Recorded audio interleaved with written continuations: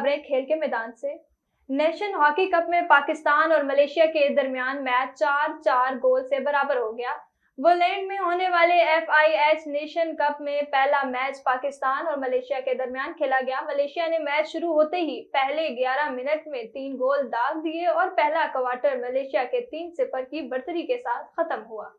Paris Olympics की तैयारी के लिए ओलंपियन जूलर थ्रो अरशद नदीम को 2 इवेंट्स में शिरकत का मौका मिल गया।